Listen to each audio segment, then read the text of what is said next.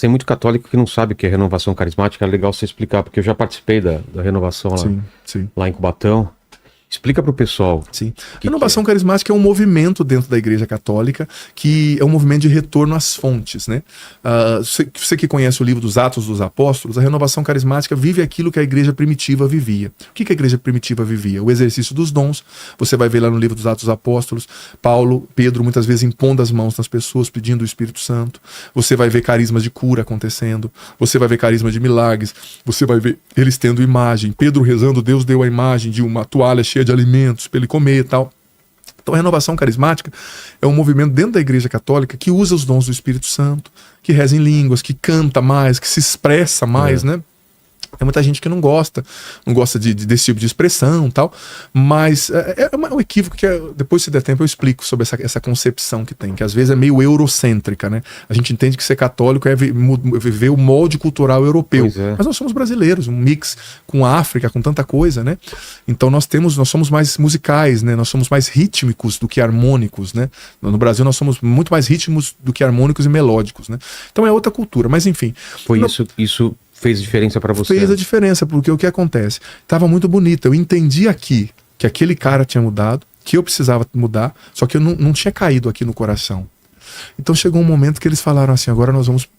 Alguém pregou sobre o Espírito Santo, lendo os Atos dos Apóstolos, capítulo 2, vinda do Espírito Santo em Pentecostes, a transformação que os apóstolos viveram. Eles estavam presos com medo, começaram a pregar e deram a vida e viajaram, e que o Espírito Santo podia transformar. E aí eu ajoelhei, impuseram as mãos sobre mim e pediram o Espírito Santo. Simples assim. É como está na Bíblia. Tem gente que fala que a renovação inventou as coisas. É só ler os Atos dos Apóstolos. É a igreja primitiva. Você está entendendo? E tem ali muitos padres apostólicos que falaram sobre os carismas do Espírito, como Policarpo e tantos outros. Mas esse é assunto para outro momento. E aí, Vilela, simplesmente assim, naquele momento eu senti como se o diabo gritando assim, não, e Deus falando, vem, que eu tô aqui. E 5.000 quilos das minhas costas saíram naquele momento. Naquele momento que eu recebi o batismo no Espírito Santo, eu tive um encontro pessoal com Jesus, e como se eu olhasse para aquela menina e falasse assim, você não precisa me explicar nada agora. Eu já entendi. Eu sabia que eu nunca mais seria o mesmo. Eu não sabia que eu ia ser padre, né? Nunca pensei em ser padre antes. Tem gente que acha que para ser padre tem que nascer celebrando ser criança celebrando missa com bolacha de maisena, né? Não, pelo contrário, assim. Não é assim. E o cara, aquela menina linda já começou a ficar ínfima para mim, começou a ficar em segundo plano. Eu senti, eu entendi. E eu disse para mim mesmo, cara, eu quero isso para sempre. Eu não quero largar isso. E eu saí do encontro, todo mundo preocupado, dizendo, você vai voltar pra nós, você vai cheirar, você vai na casa dos malucos. Eu falei, não, fica tranquilo. Algo aconteceu. E eu saí do encontro, acabei que nem fiquei com essa menina, nem rolou nada. Foi Deus mesmo que usou a isca, né? E eu saí desse encontro e fui embora. Aí tinha um amigo meu lá, muito doido e tal. Passou lá em casa me pegar, me levou numa chácara que ele tinha, enrolou uma bola, baseado muito louco lá. Não lembro se tinha Zuca, o que tinha nome lá. E deu pra mim assim, falando assim, cara, você tá fazendo esse negócio de igreja, você tá indo pra igreja, você é doido, cara. Olha pra você é igual eu. Não deixa esse povo como é que é? Fazer essa lavagem cerebral em você. E ele falava assim com ódio nos olhos, assim, parecia que não era ele, sabe? Só não veio pra cima de mim porque eu era 30 centímetros maior. E a minha fama era de ser briguento, né? Então, mas sabe, parecia que não era o cara falando comigo. Caramba. Me oferecendo droga, tipo assim, não, você não pode sair. E você? Eu falei, não, tô de boa, eu fiz a cabeça. Quando eu falei, eu fiz a cabeça, ele fazia a cabeça na gira, né? Quer dizer, eu já dei 2, eu já tinha usado. Então o cara já usou, tá de boa. Só que eu tinha dado a cabeça, eu tava chapado, desculpa a analogia, viu? Tava chapado do Espírito Santo. Entendo perfeitamente a analogia. Nossa, foi muito forte. Só que, tudo bem, eu tinha acabado de sair do encontro, eu tava forte ali. Só que no outro dia cedo, a hora que eu acordei, cara, eu acordei meio tremendo assim. Pô, eu usava muita droga. Tem a parte química, né? Eu usava muita droga. E outro amigo lá muito doido, falou, vamos pro sítio ali. Ele tinha um sítio lá do irmão dele, que ele trabalhava. Eu falava, vamos. Fiquei lá o dia inteiro, ele mexendo no trator tal. Essa época eu morei nessa cidade menor, né? Era uma coisa mais rural ali. E aí, a hora que a gente tava voltando embora, eu e ele na carroceria da caminhonete, uma caminhonetona que o irmão dele tinha. Ele enrolou um baseado, eu não vi que ele tinha, me ofereceu. No outro dia, isso na segunda-feira. Cara, minha mão tremia. Eu fui pra direção da mão dele, mas eu falei, não quero. Cheguei em casa, falei, o que eu vou fazer? Desesperado. Cheguei no meu quarto, tranquei o meu quarto, né? E nisso eu olhei na beirada da cama, parece que eu sempre tava lá, mas eu não tinha percebido. Olhei na beirada da cama e vi que tinha um terço azul pendurado que o meu pai tinha trazido pra mim de Aparecida. Fazia tempo que Fazia muito tempo, mas eu nem, né? E algo falou pra mim, cara, reza o terço. Falei, pô, eu não sei rezar o texto. Como é que reza esse negócio e tal? Aliás, eu via minha mãe rezando, né? Sei, no dia 12 de outubro, todo mundo reza o texto lá em casa e solta rojão. E se eu não rezasse, minha mãe soltava rojão em mim, né? Então eu tinha que rezar. Tinha que rezar. Aí cara, peguei e rezei o texto. Claro, eu não contemplei mistério, no lugar do creio, rezei Salve Rainha. Mas imagina, né? A alegria de Deus, a alegria de Nossa Senhora, vendo o menino chapado, louco, rezando o texto. E eu vou dizer pra você, Vilela, um milagre aconteceu ali. A hora que eu acabei aquelas 5 dezenas do texto, a vontade de usar aquela tremedeira passou na hora. Na hora. E eu lembro que eu tava... Mas você sabia? Você acha que rezou certo? Rezou... Você sabia? Eu rezei o texto. Mas, nossa, Maria trocando, não contemplei. Mas, tipo assim, eu fiz a oração, né? Claro. E o Vilela, cara, eu parei de tremer na hora. Na hora. E eu tava ajoelhado na frente de um espelho, assim. Eu lembro que tinha uma penteadeira naquela época. Penteadeira nem existe mais, mas o tio explica o que é, tá? Era um negócio que... Você sabe o que é penteadeira? É de pentear, né? É de colocar. Brincadeira. Chama pente. Ô, Vilela, estamos ficando bem, né? Você vê? O tio explica, né? O tio explica. Era uma cômoda cheia de gavetas com espelho em cima, né? Geralmente. E eu lembro que eu olhei nesse espelho, olhei pra mim mesmo e fiz um pacto comigo mesmo ali. Eu falei pra mim, né? Adriano, você nunca mais vai dormir a partir de hoje sem rezar um terço. Nunca mais. E eu todo dia rezava o terço, cara. Todo dia. E no terço eu fui encontrando força pra não voltar a usar droga. Porque, cara, não foi fácil. Eu cheguei a receber ligação tão provocante de meninas na época, dizendo, vem aqui, vem dormir em casa, parece que você não gosta mais. E eu, não, minha filha, não é isso. Porque eu sabia que se eu fosse lá, ia ter pó, ia ter bebida, eu ia recair, né? Eu precisava... Ó, se você largou um vício, guarda isso que eu vou te falar. Você precisa mudar de companhias. Se você continuar andando com a mesma galera, você vai usar de novo, não tem jeito. E eu comecei a dizer não, eu comecei a ir pra igreja, e tiveram pessoas maravilhosas ali, que me ajudaram, né? Lá da cidade onde eu morei, 1º de Maio, no Paraná, que tinha um grupo chamado Anjos de Deus, maravilhoso. E mulheres, tinha uma senhora lá que abria a casa dela pra gente fazer o grupo, uma senhora de idade, sabe, de uma ótima condição, aquela molecada tudo doida, ela levando pra casa dela, ensinando, formando, ensinando a rezar. E aí com isso, o texto foi me ajudando, e com o tempo eu fui aumentando pro rosário, né, tal. Eu nunca larguei de rezar o texto na minha vida, desde aquela época, desde 97, 98, acho. Caramba. Nunca parei, todo dia eu rezo o texto, todo dia, hoje o rosário, né, mas ali eu encontrei a minha força, eu tenho uma história fortíssima com o rosário. E aí me ensinaram a fazer adoração ao Santíssimo Sacramento, eu comecei a igreja, me ensinaram a confessar. Aí com 6 meses, a minha caminhada assim foi tão forte, minha entrega a Deus, que me chamaram pra já dar um testemunho no encontro, né? Horrível. Falei palavrão, falei um monte de coisa, né? Porque imagina, eles tinham uma fita lá na paróquia, eu falei, fiz eles jurarem que iam queimar. Porque imagina, né? Eu falava muita gíria, né? Era muito doido, tava vindo daquela vida. Mas dei o testemunho, cheio de palavrão. Também o padre olhou e falou, melhor esse maluco aqui do que lá na rua, né? Vamos deixar ele por aqui. E aí fui aumentando, fui crescendo na fé. Aí eu conheci a comunidade Canção Nova, que aí eu já estava em Londrina nessa época, que tinha uma casa em Londrina, isso no ano de 2000, e fui fazer um retiro lá na Canção Nova, muito forte. A Canção Nova tem um carisma muito forte, assim, de pregação mesmo, sabe, pregar a verdade, levar as pessoas ao batismo no Espírito Santo, não amaciar.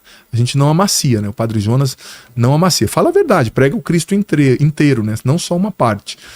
E aí, cara, nesse encontro, e o que eu fiz com a Canção Nova lá, teve um momento que eles falaram assim, você vai escrever num papel tudo que te prende ainda, né? E colocar, nós vamos queimar, que tinha como se fosse um lugarzinho que queimava, e nós vamos fazer uma oração de libertação e tal. Ali eu percebi que eu ainda estava saindo com uma mulherada, tal, eu ainda estava bebendo, né? Mas ali eu fui percebendo que naquele momento mudou outra chave, né? Porque Deus, ele vai te levando cada vez para águas mais profundas, né? Primeiro foi sair da droga, depois foi largar a galera, né? Molecada. Aí nesse momento virei uma chave, falei, não, eu quero ser um homem de Deus agora, eu quero tentar mesmo, né? Viver diferente. E comecei a estudar mais a Bíblia, comecei a pregar mais, comecei a namorar uma moça da igreja, muito legal, sabe? E comecei a viver totalmente a minha vida. E o namoro foi muito bom, só que chegou uma época que eu comecei a sentir que, nossa, a menina era maravilhosa, ela falava já quantos filhos ela queria ter, né? Ela tinha muita vontade de casar e tal. E eu, cara, não tem nada de problema com ela, eu continuo gostando de mulher e muito, mas eu tô sentindo que o amor que tem dentro de mim é grande demais pra uma pessoa só. Assim, eu sentia isso, eu não sabia dizer o que era. Era um amor grande demais pra uma pessoa só. E eu fiquei numa crise, eu falei, cara do céu. E eu comecei a ir à missa e via o padre levantando assim a hóstia, né, o cálice com o sangue de Cristo, e queimava o meu coração. Eu falei, cara, eu tô ficando doido. E nisso eu fui conversar com o padre da minha paróquia, o padre Giovanni Terzi, um italiano que morava lá na minha região, era muita colônia italiana na época, né, que ficaram nos remanescentes, hoje já mais miscigenado, mas enfim, naquela época. E aí ele foi conversar comigo, foi muito sábio. Como um bom italiano, me deu 3 tapas na cara, que os italianos gostam de bater na cara dos jovens, né? E me deu um livro de Dom Bosco, São João Bosco, que era um cara fantástico do século XVIII, na época da Revolução Industrial. Os pais começaram a trabalhar, né?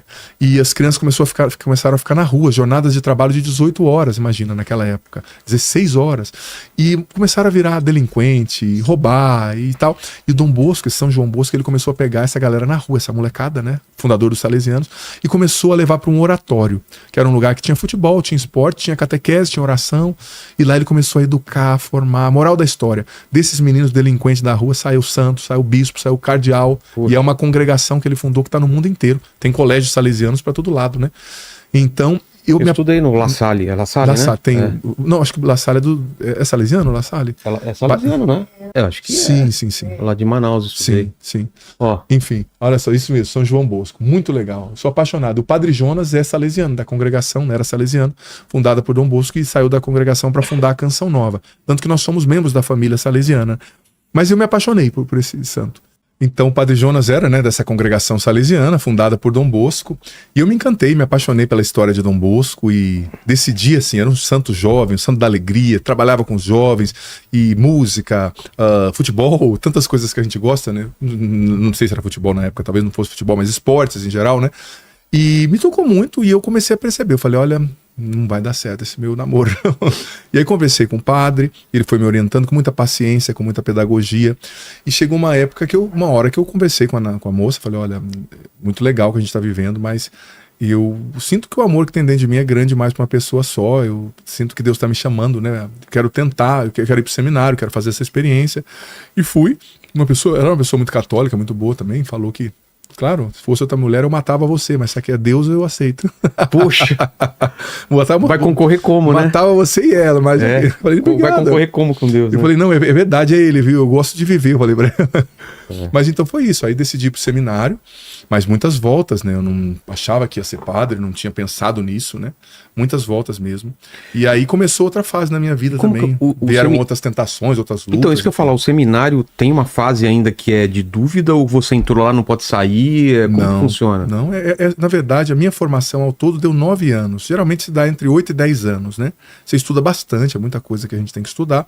E nesse tempo é um tempo de discernimento. Seria o namoro, né? O noivado, que seja, para você casar depois. Então você tem ali 9 anos, 8, 9 anos para você decidir se é isso mesmo, para você ver se de fato você se sente chamado. Você vai aprendendo, vai entendendo, né? A gente faz faculdade de filosofia, faz faculdade de teologia, né? No nosso caso a gente estudou algumas línguas também, que a gente tem casa fora do país, né? Tivemos que estudar algumas línguas e tal. Mas é um tempo. Eu entrei discernido. Eu entrei assim, com discernimento feito. Eu entrei sabendo. O dia que eu pisei lá, eu sabia que eu ia ser padre. Você sabia, você se encontrou. Sim, totalmente. Cara, não veio nenhum anjo falar comigo, né? Só com Nossa Senhora. Mas para mim foi muito forte. Eu já entrei sabendo e querendo ser padre. E aí fui me envolvendo também, né? Porque eu sempre gostei muito de comunicação. Né? Lá fora, antes de vir pra Canção Nova, eu tinha gravado um CD, uma coisa bem... músicas minhas, bem autoral, bem simples. Mas já tinha feito vinhetas pra rádio, coisas assim. Então, a congregação era salesiana, entre aspas, da família salesiana, fundada por um salesiano. Tinha comunicação, que eu amava. Tinha também a questão dos estudos, né? Eu fui me encontrando também, gostando de conhecer mais sobre Deus, sobre a fé, sobre a Bíblia, que é um universo, né? A Bíblia é apaixonante, né? Apaixonante. Eu tô até com um projeto, depois eu vou partilhar com você que eu tô fazendo esse ano sobre a Bíblia, que tá sendo muito legal. Mas daí eu comecei a me encontrar e também Deus foi me confirmando, me mostrando, né? E nada mudou. Você pedia sinais? Às vezes eu não pedia, mas quando eu precisava ele dá. Ele me dava, assim. Eu não gosto de pedir sinais. É que nem, por exemplo, eu penso quando Jesus fala que a gente tem que fazer as coisas para quem não pode nos dar nada em troca. Não buscar, não ser movido pelo elogio e pela retribuição. Porque quando alguém não te retribui, o céu vai te retribuir, né? Mas, alguns momentos a gente precisa de um elogio, de uma retribuição. E nesse momento, do ponto de vista afetivo, emocional, Deus dá o primeiro passo. E ele dá o sinal, ele dá o elogio, ele dá a retribuição, ele age. Então eu sempre deixei ele muito livre. Mas quando eu precisei, sempre foi ele que se manifestou. E não é porque eu via muitas virtudes em mim, nem nada assim, porque ser padre, né, exige também um arcabouço ali de disposições, de virtudes, mas porque eu senti a graça dele me impulsionando. Tanto que o meu lema de ordenação diaconal é 2 Coríntios capítulo 12, versículo 9b. Quando eu me sinto fraco, então que eu sou forte, é na sua fraqueza que a minha força se manifesta. Quando você se sente fraco, é que você é forte. Na tua fraqueza, a minha força se manifesta. E o meu lema de ordenação sacerdotal, Salmo 109 ou 110, algumas traduções, versículo 4, o Senhor jurou e não se arrependerá, tu és sacerdote eternamente. Né? Ou seja, ele me chamou e ele vai me sustentar. Não é confiando em mim que eu dei esse passo, mas eu sempre senti ele me chamando, né? Ele me chamando. E eu me encantei muito, como eu estava dizendo para você, pelo estudo da filosofia, da teologia. A Bíblia é encantadora, né? Estou fazendo nesse ano, Deus me provocou ano passado, Vilela. Eu comecei a fazer pregações, dentro do contexto, mas alternando um pouco o assunto. Pregações e preparava uma pregação bem bonita. Aí chegava lá, talvez pegava os vocábulos lá do original do grego, do hebraico, eu chegava lá. Quem aqui conhece essa parábola? De 300... 5 levantava a mão. Deixava o grego, deixava o hebraico e ia explicar o arroz com feijão, né? Aí o que eu percebi? Deus começou a me provocar. No meio do ano passado pro final. E esse ano eu fiz um projeto. Todos os dias, olha só, com um pouco de coisa que eu tenho para fazer. Mas todos os dias, ao meio-dia, entra um vídeo no meu canal no YouTube. Começou dia 1º de janeiro, vai terminar dia 31 de dezembro. No qual eu vou ler a Bíblia inteira. Eu estou lendo a Bíblia inteira e explicando. Não é uma coisa para padre, não é uma coisa para teólogo muito difícil que eu quero dizer, é uma coisa para as pessoas ordinárias entenderem a palavra, né? Eu até brinco, né? No meu programa pela TV Canção Nova eu falo, agora você não tem desculpa de falar que não tem ninguém que te ensina. Tem um padre, né, o ano inteiro.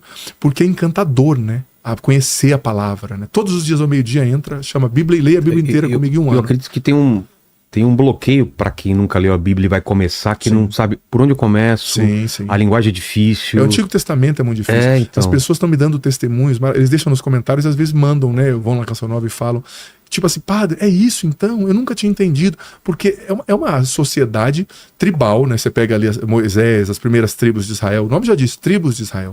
Eram sociedades tribais, sociedades violentas. Deus tinha que falar com eles numa linguagem que eles entendiam. Por isso que a palavra diz que a lei foi preparando o povo para chegar, né? Aquele que é o cumprimento pleno da lei, que é Jesus. Porque antes eles não estavam preparados para o Messias, né? Então, a Bíblia é encantadora, né? Então eu fui me encantando. Eu abri esse parênteses para dizer que eu fui me encantando pela Bíblia. Sou apaixonado pela palavra de Deus, gosto de ler, de reler, de entender o contexto, de entender assim os vocábulos nas línguas originais, né? Do grego, do hebraico, é encantador. E também fui me encontrando na comunidade. A Canção Nova é fantástica, sou apaixonado pela minha comunidade, né? Um carisma lindo, assim, a gente tem princípios de vida muito bonitos, a gente vive da providência. Vou dar um exemplo básico. A Canção Nova é uma televisão que existe desde 1989, que tem retransmissoras no Brasil inteiro, que tem televisão em Portugal, tem televisão na França, tem casa na França, tem televisão, transmissões lá de Israel, Roma, e vive de doação. É uma campanha de milhões, todo mês vive da providência divina. Nós não temos uma propaganda comercial num sistema de televisão. Aqui nós estamos falando de YouTube, é uma roupagem mais nova, mais assim, descolada, mas você sabe a máquina que é uma televisão. Eu já fui diretor da televisão lá um tempo. É uma máquina pesada. Você está falando de pagar sinal de satélite que custa 5 milhões por mês e vive da providência de Deus. Nós vivemos da doação. Deus cuida de nós em cada detalhe. Tudo. A gente não tem assim, propaganda comercial, esses conchavos assim para receber dinheiro de verbas, etc. É o povo de Deus que sustenta. As pessoas mandam alguns 10 centavos, outros 10 reais, outros 100. A campanha que a gente faz todo mês. E o Padre Jonas, nosso fundador, desde o início, falou assim, nós vamos viver assim. Nós podíamos abrir, na época, quando a televisão ainda dominava, hoje menos, né, que tem o YouTube. Nós tínhamos autonomia, mas ele falou, não, nós vamos viver sempre dependendo de Deus. Porque o dia que a gente abrir, a gente vai ser obrigado, talvez, a colocar a propaganda de uma coisa que a gente prega contra. Exato. Você tá entendendo? Então nós vamos viver na pobreza, mas ao mesmo tempo na dependência de Deus. Então eu me apaixonei pela Canção Nova, né?